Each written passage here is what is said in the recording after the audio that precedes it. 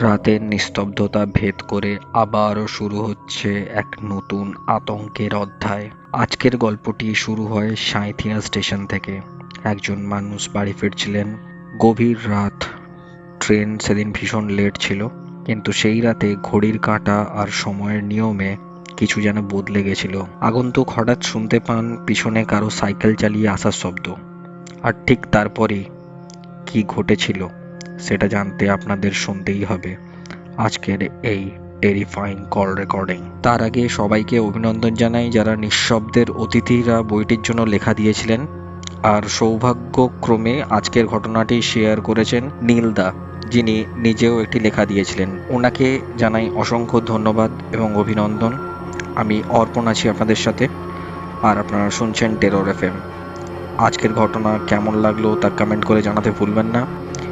আর আপনারা যদি আমাদের এই ছোট্ট পরিবারের অংশ না হয়ে থাকেন এখনো পর্যন্ত, তাহলে সাবস্ক্রাইব বাটনটা অবশ্যই একবার হলেও প্রেস করে যেতে ভুলবেন না। আর যারা এখনো জানে না যে আমার সাথে কি করে কন্ট্যাক্ট করতে হবে, তারা নিচে ডেসক্রিপশন বক্সে দেওয়া হোয়াটসঅ্যাপ নাম্বার, ইনস্টাগ্রাম প্রোফাইলের লিঙ্ক এবং ফেসবুক প্রোফাইলের লিঙ্কে ক্লিক করে আমার সাথে সরাসরি যোগাযোগ করে ফেলতে পারেন। তো আর বেশি দেরি করব না, শুরু করছি আজকের এই টেরিফাইং কল রেকর্ডিং। সাথে থাকুন, শুনতে থাকুন। Tune in and turn up the fear. This is Terror FM. Hello. হ্যাঁ, হ্যালো। হ্যাঁ, নীলদা কেমন আছেন আপনি? ভালো আছি। আচ্ছা, তো আপনার সাথে আমার একটা রেকর্ডিং অলরেডি হয়েছিল আগের দিন, কিন্তু একটা কোনো টেকনিক্যাল কারণবশত আপনাদের আপনার যে রেকর্ডিংটা আপনি দিয়েছিলেন সেটা ঠিকঠাক মতন হয়নি। তো আজকে আমরা সেকেন্ড অ্যাটেম্প নিচ্ছি, তো রেকর্ডিংটা যাতে ভালো করে সুষ্ঠুভাবে সম্পূর্ণ করতে পারি।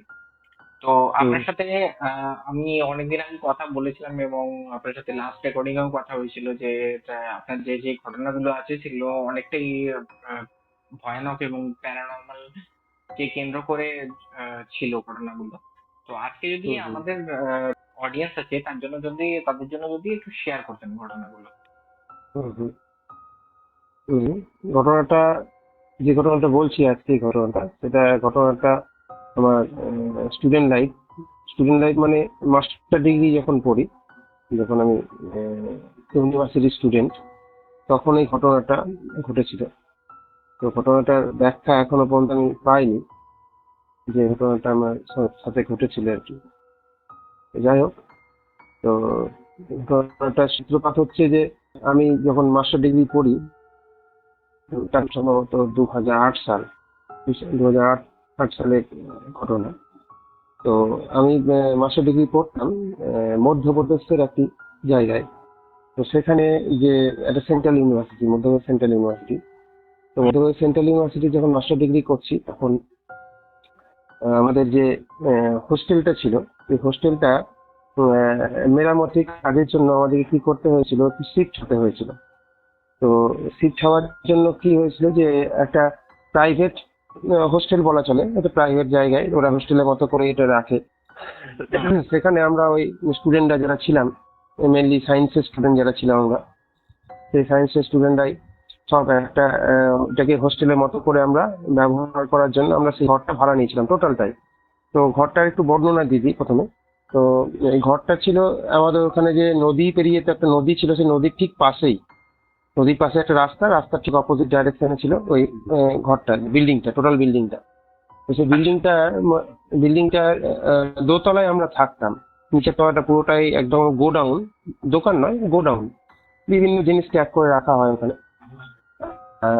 বিশেষ করে ফলমূল এবং সবজি ওখানে রাখা হয়, কারণ তার ওই বাড়িটার পাশে বিশাল সবজি বাজার একটা।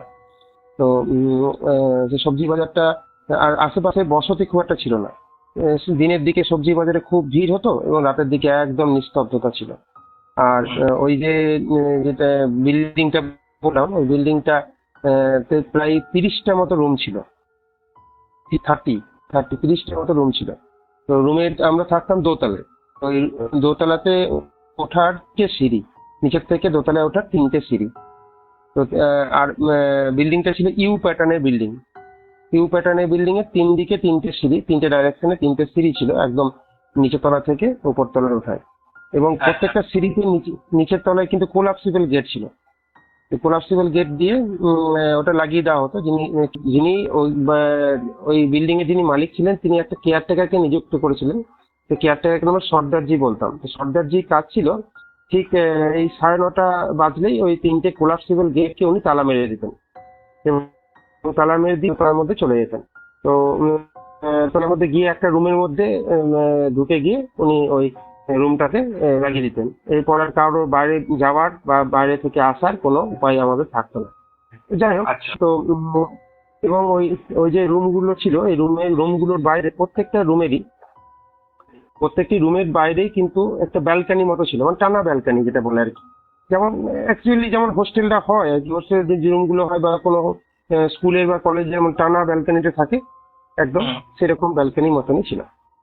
তো প্রত্যেকটি রুমের নাম্বারিং ছিল 1, 2, 3 এরকম করে নাম্বারিং ছিল। আমি যে রুমটায় থাকতাম তার নাম্বার ছিল 8 নাম্বার রুম নাম্বার 8। তো 8 নাম্বার রুমে আমি থাকতাম। আর আগেই বলেছি যে দিনের বেলায় খুব কোলাহল এবং রাত্রের দিকে একদম নিস্তব্ধতা। যে বসতিগুলো আছে বসতিগুলো বেশ কিছুটা দূরে বসতি, আর এবং সামনে নদী। তো এরকম একটা আমাদের তখন সেমিস্টার প্রোগ্রাম চলছে। তো এরকম পরীক্ষার একটা সময়। তো পরীক্ষার সময় অ্যাজ ইউজুয়াল যে সাবজেক্ট নিয়ে পড়ি সেই সাবজেক্টে অনেক পড়তে হয়, রাত জেগে পড়তে হয়। তো রাত জেগে এরকম পড়াশোনা করি, খাওয়া দাওয়া শেষ করে আমরা মোটামুটি অনেকেই পড়াশোনা করতাম ওখানে। প্রায় সবাই পড়াশোনা করতে হতো, রাত জেগে প্রায় সবাই পড়াশোনা করতো। পরীক্ষার সময় তো আরো বেশি করেই পড়াশোনা করতে হতো। তো ওই সময় যে সময় এটা কথা বলছি সেটা গ্রীষ্মকাল ছিল। গ্রীষ্মকাল, দোতলার মধ্যে থাকি, মধ্যপ্রদেশে ভালো রকম গরম হয়। তো নদীর হাওয়াটা খুব ভালো লাগে। আর ঠিক ওই যে বিল্ডিংটা যেটা বললাম, ওই বিল্ডিংটার সামনের দিকে যেখানে ইউটার যেটা বিল্ডিংটার যে ওপেনিংটা, ওখানে একটা হ্যাঙ্গিং একটা রুম তৈরি হচ্ছিল, যেটাকে আমরা 2.5 তলা বলতে পারি। ঠিক 3 তলাও নয়, আবার ঠিক 2 তলাও নয়। 2 তলা থেকে 3 তলা ওঠার ঠিক মাঝামাঝি অবস্থায় একটা হ্যাঙ্গিং একটা রুম তৈরি হচ্ছিল, এবং সেখানে ওই ইট, বালি, পাথর ইত্যাদি সব জড়ো করা ছিল। তার কারণ হচ্ছে যেহেতু নিউ কনস্ট্রাকশন হচ্ছে সেজন্য। তো ওখানে ওই যে প্রথম যে সিঁড়িটা যেটা দিয়ে উঠে আমাদের 1 নম্বর 2 নম্বর রুম যেটা বললাম যাওয়া যায়, ওই রুমটা ওই সিঁড়িটা দিয়েই আমি মনলি যাওয়া আসা করতাম, কারণ ওই সিঁড়িটা আমার কাছে হতো। 8 নম্বর রুমটা আমার কাছে হতো। প্রায় 30টা রুম আছে বলেছিলাম, তো ওই 8 নম্বর রুমটা আমার কাছে হতো। তো ওই সিঁড়িটা দিয়ে যেতাম। তো 9:30টার সময় আমাদের সর্দারজি কোলাপসিবলটা লাগিয়ে দিতেন। আর ওই জায়গাটা যেখানে হ্যাঙ্গিংটা ছিল, ওই হ্যাঙ্গিংটা ছিল রাস্তার দিকে, মানে ঠিক নদী, রাস্তা, তারপরে হ্যাঙ্গিং যে হ্যাঙ্গিং পোর্শন নতুন তৈরি হচ্ছে সেই পোর্শনটা, তারপরে আমাদের দিকে 2 নম্বরটা। তো এখনকার মতো সেই সময় সিএফএল বা এলইডি বাল্বের ততটা প্রচলন কিন্তু হয়নি। তখন সেই আমাদের যে ফিলামেন্টের যে বাল্বগুলো জ্বলতো, নর্মাল যে ফিলামেন্টের যে বাল্বগুলো, লাল রঙের যে লাইট, অনেকটা সেই লাল রঙের লাইটে যে বাল্বগুলো জ্বলতো, হ্যাঁ, পুরোনো যে স্টাইলের যে বাল্বগুলো, সেই বাল্বটা কিন্তু তখন জ্বলতো। তো ওই নিচের তলা থেকে উপর তলায় ওঠার জন্য একটা বড় 200 ওয়াটের বাল্ব একটা রাখা হয়েছে। তো ওইটাতে 1 তলা থেকে 2 তলা সব সিঁড়িগুলো দেখতে পাওয়া যায়, এবং ওই 2 তলা থেকে 3 তলায় মোটে 2টো সিঁড়ি দেখতে পাওয়া যায়, এবং 3 তলা থেকে যে 2.5 তলা যাওয়ার যে সিঁড়িটা, ওই সিঁড়িটা মোটে 3টে সিঁড়ি দেখতে পাওয়া যায়। মানে অনেকগুলো আছে, মোটামুটি 7-8টা সিঁড়ি আছে, কিন্তু ওই 2.5 তলা যাওয়ার 7-8টা সিঁড়ির মধ্যে 3টে সিঁড়ি মোটামুটি ভালোভাবে দেখতে পাওয়া যায়, আর বাকি সিঁড়িগুলো দেখতে পাওয়া যায়। এবং ওই জায়গাটা পুরোপুরি অন্ধকার, একদম পিচ ব্ল্যাক। তো যাই হোক, তো সেরকমই গ্রীষ্মকালের একটা সময় যে খাওয়া দাওয়া সেরে তখন কিন্তু আমাদের এরকম অ্যান্ড্রয়েড ফোন কিন্তু হাতে আসেনি। তখন এমনি নর্মালি ফিচার্স ফোন ছিল, সে যেমন থাকে নোকিয়া বা সনি এরিকসন, টাটা ডোকোমোর যে ফোন টোন ইত্যাদিগুলো ছিল সেরকম ফোন।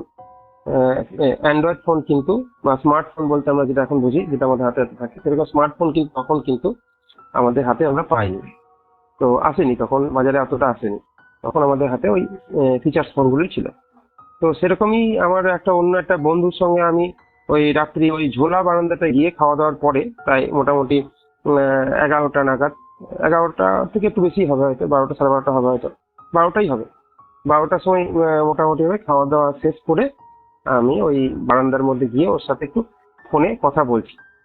ও সারা রাতেই প্রায় জেগে থাকি, কারণ হচ্ছে পড়াশোনা করতে হয়, বললাম যে পরীক্ষার সময় পড়াশোনা বেশি পড়াশোনা করেই খাওয়া দাওয়া করেছি এবং তারপরে উঠে এখানে কথা বলছি। তো কথা বলছি, অনেকক্ষণ কথা বলছি, সামনের দিকে নদী, প্রথম সামনের রাস্তার উল্টো দিকে নদী, নদী দিয়ে হালকা করে জল বয়ে যাচ্ছে, খুব ভালো হাওয়া আসছে, গ্রীষ্মকাল আরো ভালো লাগছে। এবং কথা বলছি, অনেকক্ষণ কথা বলেছি। আমার একটা বন্ধু যে থাকতো অন্য একটা হোস্টেলে থাকতো, তার সাথেই কথা বলছি অনেকক্ষণ থেকে। তো কথা বলতে বলতে হঠাৎ হঠাৎ মানে পিছন দিকটা একদম অন্ধকার, কিচ্ছু বোঝা যাচ্ছে না। তো বালি, ইট এগুলো জড়ো করা আছে ওই জায়গাটা। তো হঠাৎ আমার মনে হলো যে আমার ডান দিক থেকে বাঁ দিকে যেন কেউ একজন হেঁটে চলে গেল। তো অন্ধকার, ওখানে ইট বালি পাথর আছে, কেউ হেঁটে যাবার কিরকম নেই, কারণ ওখানে পায়চারি করার মোটেও জায়গা নয় ওটা। তো ওখানে দাঁড়িয়ে দাঁড়িয়ে হয়তো গল্প টল্প করা যেতে পারে, কিন্তু পায়চারি কেউ করবার মতো জায়গা ওটা মোটেও নয়। তো আমি ভাবলাম হয়তো বিড়াল টিড়াল হবে, কারণ বিড়ালটাই যায়। এখন ব্যাপারটা হয় যখন যদি খুব খুব অন্ধকার থাকে, তখন আমরা সাধারণত কি হয় যে আমরা দেখতে না পেলেও আমরা ফিল করতে পারি যে কিছু একটা আছে, মানে কোনো একটা দেওয়াল বা কিছু জন্য হঠাৎ করে কারেন্ট চলে গেলে যেমন অন্ধকার হয়ে যায়, আমরা যেমন হাতরে যখন এগিয়ে গেলে যেমন বুঝতে পারি যে সামনে কিছু একটা আছে, আমরা ফিল করতে পারি। ঠিক অনেকটা সেরকমই একটা মনে হলো যেন ডান দিক থেকে বাঁ দিকে এটা কিছু চলে গেল, মানে হয়তো বিড়াল হতে পারে। বুঝতে পারলাম না কি, কারণ অন্ধকারটা দেখতে পাচ্ছি না। আমি আবার গল্প করতে লাগলাম। আবার মিনিট এক দুই পরে আবার ঠিক বাঁ দিক থেকে ডান দিকে খুব আস্তে আস্তে আবার পেরিয়ে গেল। তো আমিও ভাবলাম হয়তো বিড়ালটা গিয়েছিল, হয়তো বিড়ালটা আবার হয়তো সরে চলে গেল, এরকম ভাবলাম। তো এরকম ভাবে একবার ডান দিক থেকে বাঁ দিক, তারপর বাঁ দিক থেকে ডান দিক, এরকম করে প্রায় 5 বার মতো এরকম হলো। মানে কেউ একজন যেন মানে একটা ঠিক রিদিমে ডান দিক থেকে বাঁ দিক এবং বাঁ দিক থেকে ডান দিকে যাওয়া আসা করছে। মানে সে রীতিমতো পায়চারি করছে, রীতিমতো আমার পিছনে সে পায়চারি করছে। এখন ব্যাপারটা যে অন্ধকার এবং ওই অত রাতে 12:30 বেজে গেছে প্রায়, তখন হয়তো 12:30 15 হয়তো বেজে গেছে। তো সেই রকম সময়ে ওখানে পায়চারি কোনো মতো কেউ নেই, কিন্তু তার কোনো আওয়াজ নেই, কিছু নেই, সে একদম পায়চারি করছে, বিড়াল ছাড়া আর কিছু হতেই পারে না হয়তো, এরকম ভেবেছি। আমি দেখলাম, কাউকে দেখতে পেলাম না। এবং যেহেতু নিউ কনস্ট্রাকশন হচ্ছে, এমনও তো হতে পারে যে আমার ওপর হয়তো কারোর রাগ থাকতে পারে, সে হয়তো আমাকে একটু ঠেলে দিতে পারে, কারণ ওপর থেকে আমি 2.5 তলা থেকে নিচে পড়ে যাবো, সামনের রাস্তা, এটাও হতে পারে। একটা ভয় কাজ করলো যে হতে পারে সেরকম যদি কারণে আমার ভেতরে সুপ্ত রাগ থাকে, তাহলে সে হয়তো আমাকে ফেলে দিতে পারে।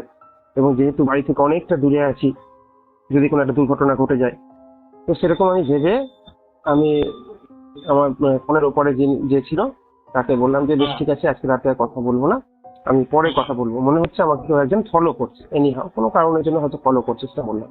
বললো বেশ ঠিক আছে।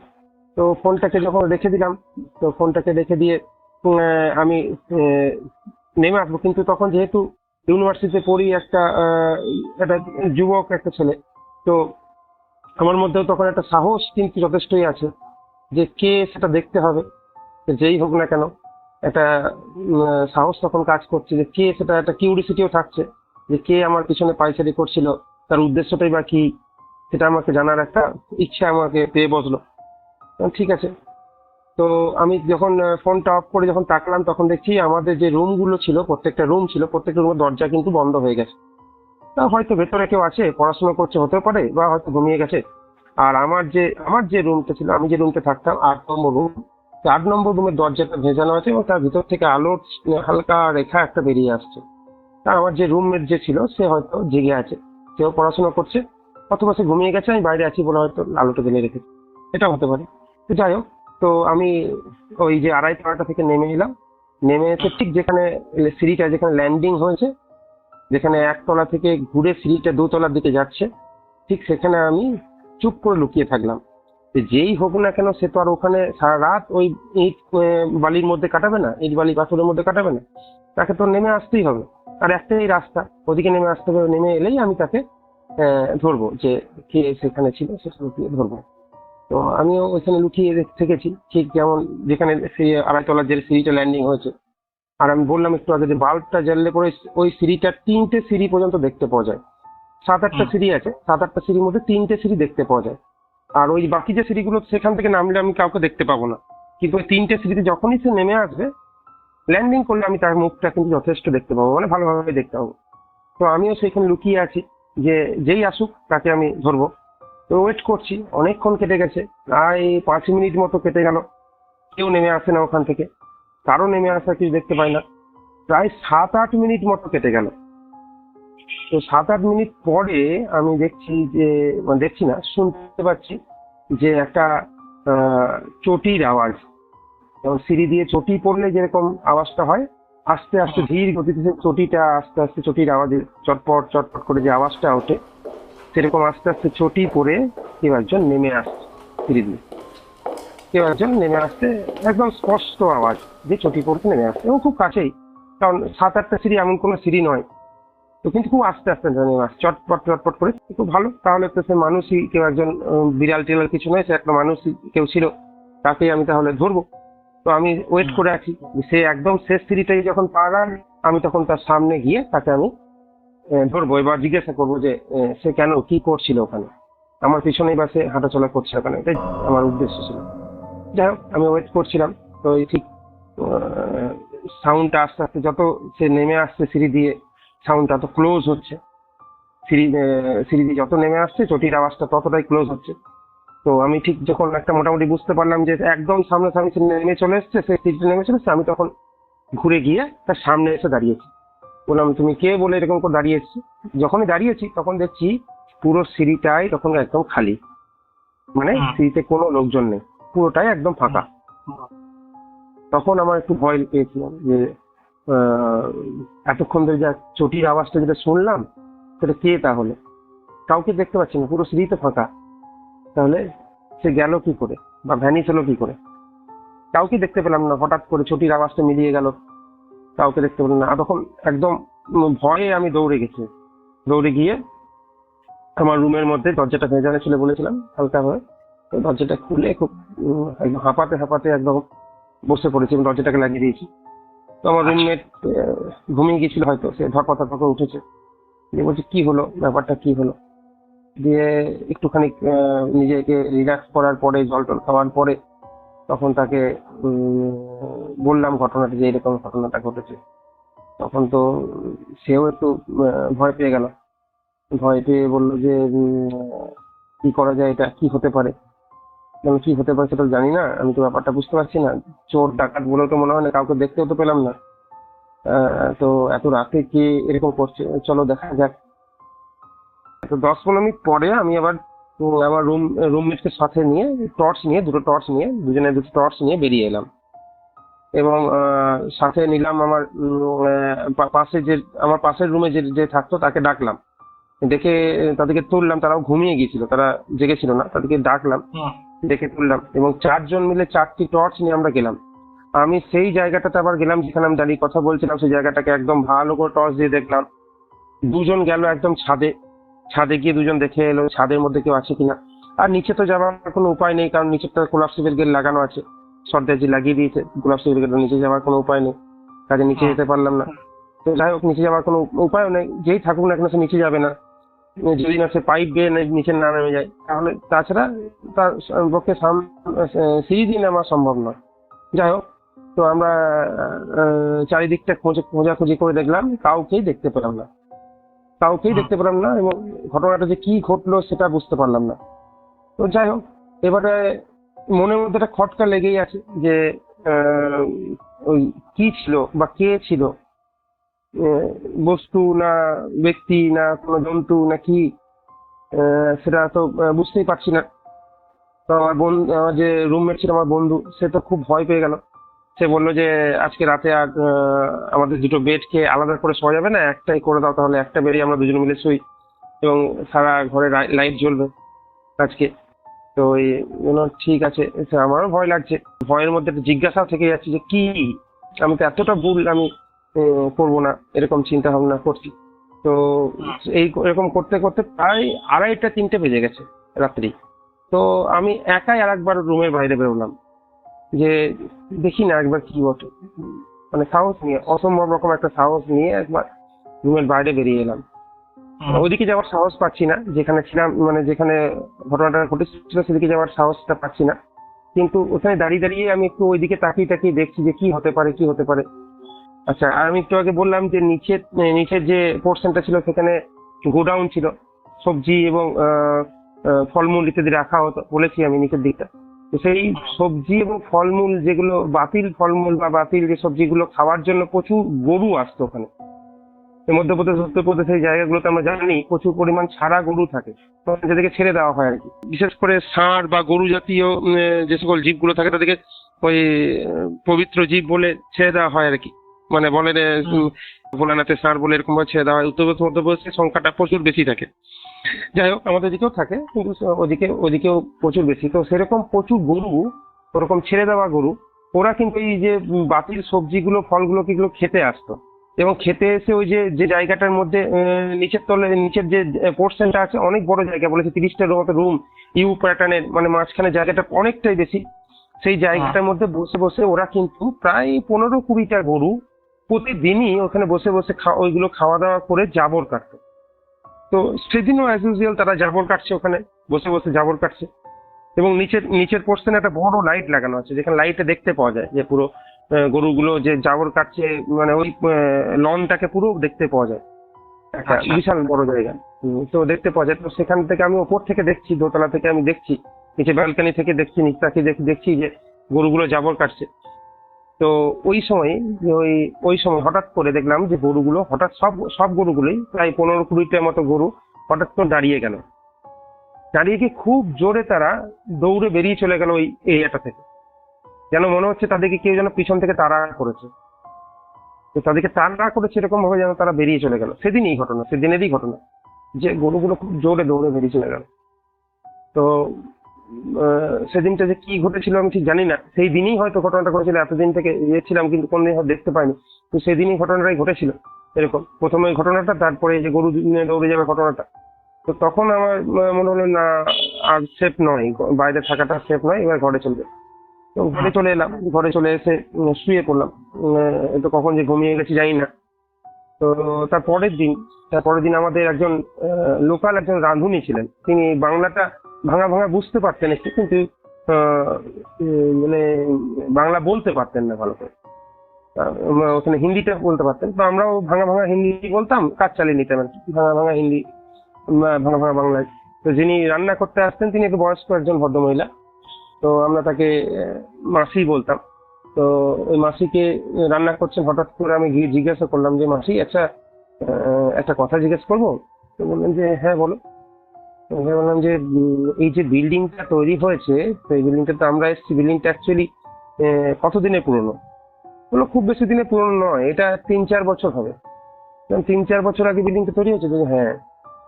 যে এই বিল্ডিংটাতে কি এমন কোনো ঘটনা ঘটেছিল যে যার জন্য মানে কেউ মারা টারা গিয়েছিল কিনা, বা কোনো সুইসাইড হয়েছিল কিনা এরকম? তো মাসি বললো যে কেন হঠাৎ এরকম করে জিজ্ঞাসা করছো কেন আমাকে? বললাম না, এমনি জিজ্ঞাসা করছি যে ঘটনাটা এরকম ঘটেছিল কিনা, কোনো ঘটনা। মাসি কিছু বললো না, চুপ করে গেল।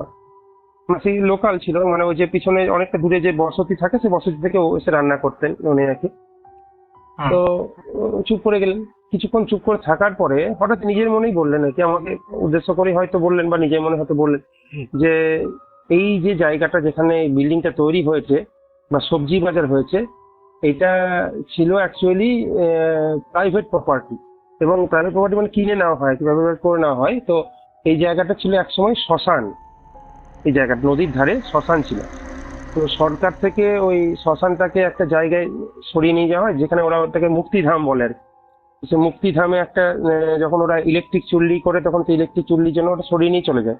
এখন এই জায়গাটাকে ওই যে প্রাইভেট প্রপার্টির জন্য হ্যান্ড ওভার করে দিয়েছে, তখন সে নিয়ে এসে এখানে বাজার এবং এইটা সে লিজে নিয়ে এইটা করছে, বাজারটা লিজে দেওয়া হয়েছে এবং বিল্ডিংটা তৈরি করে সেই ব্যবসাটা করছে আর কি। তারপরে আমরা বেশ কয়েক মাস ওখানে ছিলাম, তারপরে চলে যাই, আবার নর্মালি চলে যাই, ওখান থেকে উঠে চলে যাই।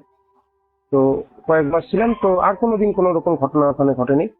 কিন্তু এই ঘটনাটা ওই একদিনই এই ঘটনাটা ঘটেছিল এবং সেটাই মনে দাগ কেটেছিল একরকম। সেটার ব্যাখ্যা আমি আপাতত পক্ষে এখন পর্যন্ত কিছু পাইনি, যে কি কারণের জন্য কি ঘটনা ঘটেছিল, কেন ঘটেছিল, পাইনি। এটা হলো আমার ওই হোস্টেলের ঘটনা। আচ্ছা, আরেকটা যে ঘটনা আপনি বলছিলেন আগের বার, তো সেই ঘটনাটা যদি আমাদের শ্রোতা বন্ধুদের সাথে শেয়ার করেন। ওটা ওই ঘটনাটা আরেকটু পুরনো, মানে তখন আমি 11-এর স্টুডেন্ট। আহ, তখন আমি 11-এর স্টুডেন্ট, এবং সেই সময়টা আহ, স্বাভাবিকভাবেই যে এমন একটা সময় ছিল যখন লোডশেডিং খুব বেশি হতো এবং রাস্তাঘাট বা লাইটের এতটা প্রাচুর্য ছিল না। সেই সময় ঘটনা, তখন আমি ক্লাস 11-এ পড়ি। তো আমাদের যে শহরটা, যে শহর, সেই শহরে আমার বাড়িটা ঠিক হসপিটালের পিছন দিকে, যেখানে আমাদের হসপিটালের পিছন দিয়ে, এবং খুব বেশি দূর না হলো কাছাকাছি রেল স্টেশন আছে।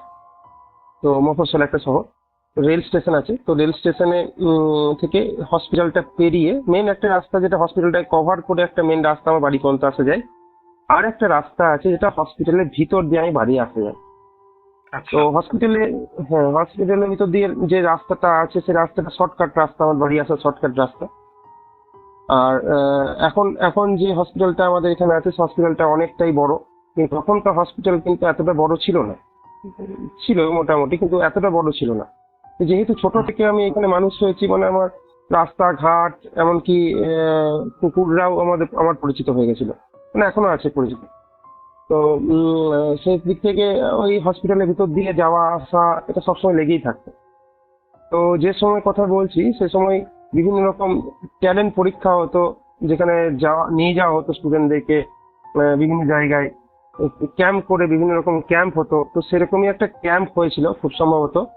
তো ওটা 1 সপ্তাহের ক্যাম্প একটা ছিল, খুব সম্ভবত গুজরাটের কোনো একটা জায়গায়, আমার ঠিক মনে পড়ছে না যে গুজরাটের বড়োদা বা ওরকম কোনো একটা জায়গায় হবে হয়তো ক্যাম্পটা হয়েছিল। কোনো একটা সায়েন্সের একটা ক্যাম্প হয়েছিল, এবং ফর্চুনেটলি বলা যেতে পারে যে আমিও সেখানে সিলেক্টেড স্টুডেন্ট হিসেবে ছিলাম।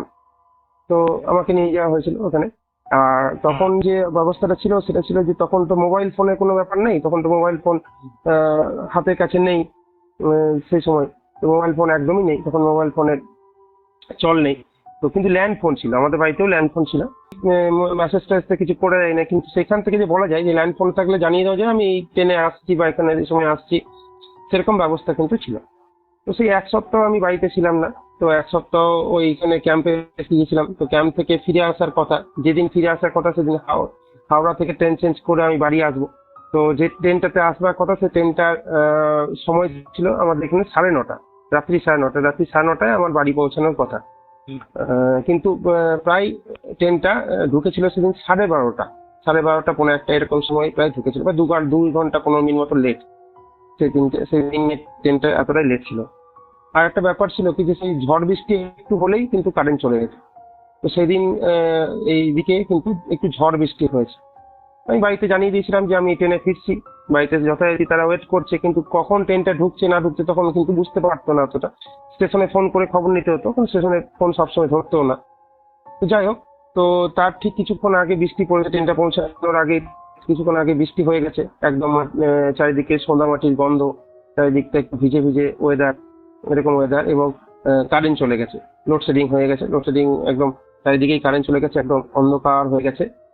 প্রায় পৌনে 1টার সময়, 12:30 পৌনে 1টার সময় ট্রেনটা ঢুকেছে। আমার সাথে একজন টিচার ছিলেন, তো সেই টিচারও আমার সাথে আমাকে পৌঁছে দেওয়ার কথা, কিন্তু অনেক রাত হয়ে গেছে বলে আমি স্যারকে বললাম যে স্যার আমি চলে যান, আমি চলে যেতে পারবো, বাড়ি চলে যেতে পারবো। তো স্যার বললেন যে তুমি বাড়ি চলে যেতে পারো? হ্যাঁ, আমার তো সব চেনা পরিচিত রাস্তা, কোনো অসুবিধা কিছু নেই, স্টেশন থেকে নেমে আমি ঠিক চলে যেতে পারবো। যাই হোক, স্যার বিশ্বাস করলেন চলে যেতে পারবো। আর তখন 11-এর স্টুডেন্ট, মানে যথেষ্টই বড় স্টুডেন্ট, কোনো ব্যাপারই নেই যাওয়া আসা করা। আর আমার সব রাস্তাটা কাটছে না। তো আমি ওরকম ভাবে পেরিয়ে এসেছি, যে স্টেশনে নিজস্ব আলো থাকে, স্টেশনে বুঝতে পারছিলাম না যে এতটা অন্ধকার। তো স্টেশন থেকে যখনই বেরিয়ে এসেছি, তখন বেরিয়ে এসে দেখছি যে চারিদিক একদম অন্ধকারে ভর্তি হয়ে গেছে। কারণ হচ্ছে একদম চারিদিকে আর কেউ নেই। বৃষ্টি হয়েছে বলে তাড়াতাড়ি যেটুকু দোকানপাট 2-1টা যদি খোলাও থাকতো রাত পর্যন্ত, সেগুলোও বন্ধ করে দিয়ে চলে গেছে। একদম চারিদিক অন্ধকার হয়ে পড়ে আছে। স্টেশনটা ছিল সাঁইথিয়া স্টেশন। তো ওই ট্রেনটা নেমেছি, ট্রেনটা নেমে আমি স্টেশন থেকে বেরিয়ে আসার পর দেখি চারিদিকে একদম অন্ধকার হয়ে গেছে। তো অন্ধকার হয়ে যাওয়ার পরে হসপিটালের ভিতর দিয়ে রাস্তা দিয়ে আমি বেরিয়ে আসছি। তো হসপিটালের নিজস্ব একটা জেনারেটর সিস্টেম ছিল, যে হসপিটালের যেটুকু বিল্ডিং, সেটুকু বিল্ডিং এ কিন্তু আলো থাকতো, তারপরে যেটুকু রাস্তা সেটুকু কিন্তু আলো থাকতো না। তো যেখানে হসপিটাল বাউন্ডারিটা শেষ হচ্ছে এবং আমাদের পাড়ার যে রাস্তাটা শুরু হচ্ছে, ঠিক সেই জায়গায় কিন্তু হচ্ছে একটা মর্গ ছিল, মর্গ।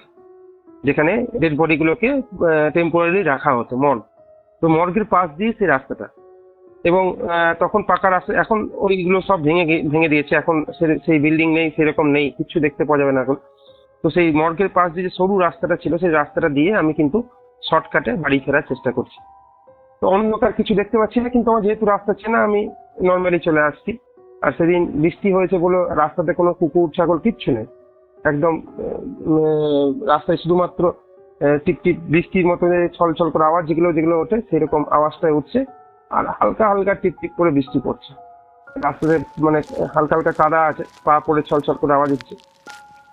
তো পেরিয়ে আসছি, ওই রাস্তা দিয়ে পেরিয়ে আসছি অন্ধকারে। তো ঠিক মর্গের পাশ দিয়ে যখন পেরিয়ে আসছি, তখন দেখছি পিছন দিকে একটা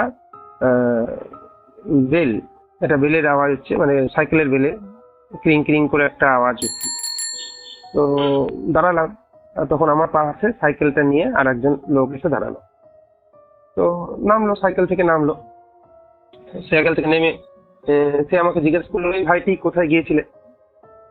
তো গলাটা শুনে আমি বুঝতে পারলাম যে সে কে। আমি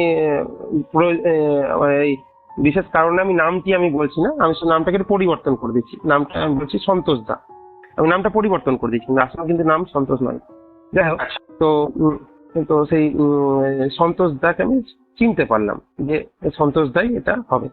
কারণ সন্তোষ দা অনেক রাত পর্যন্ত একটা ব্যবসা, একটা দোকান ছিল বাজারে, সেই দোকানটা বন্ধ করে হিসেব নিকেশ করে অনেক রাতে বাড়ি ফিরতো, সাইকেল নিয়ে বাড়ি ফিরতো। তখন সাইকেলের চলটা অনেক বেশি ছিল, হয়তো সেদিনও সেরকম ফিরেছে, সেটাই ভাবলাম। এবং পাড়াতে যেহেতু পরিচিত, আমাকে ভাইটি বলে ডাকতাম, দাদা বলে ডাকতাম। তো আমি আর তাকে নাম টাম জিজ্ঞাসা কিছু করিনি যে কে তুমি, কিছু আমি দেখতে পাইনি তাকে, অন্ধকার তো কিছু দেখতে পাওয়া যাচ্ছে না। কিন্তু সাইকেল নিয়ে এসে দাঁড়ানো, আমার সঙ্গে গল্প করতে করতে গেল, কোথায় গিয়েছিলাম, কি ব্যাপার, নর্মাল যে কথাবার্তা সেরকম কথাবার্তা বলে, যে এত রাত হলো কেন, ইত্যাদি ইত্যাদি কথা বলতে বলতে আমি কিন্তু অনেকটা দূর রাস্তাটা চলে এসেছি, 5-7 মিনিট মতো আস্তে আস্তে আসছি।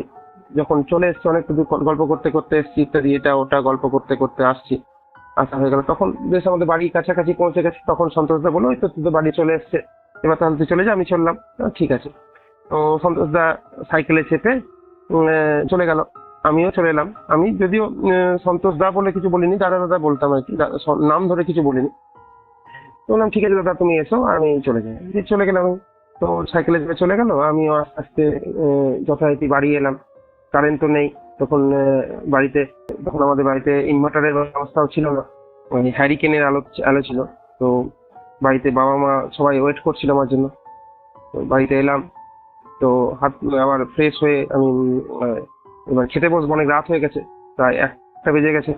তো এবার ফ্রেশ হয়ে খেতে বসেছি সবাই, মাঝখানে হ্যারিকেন আলোটা রেখে আমরা সবাই মিলে গোল করে বসে মাটির মধ্যে বসেই, মানে মেঝের মধ্যে বসেই আমরা খাওয়া দাওয়া করছি।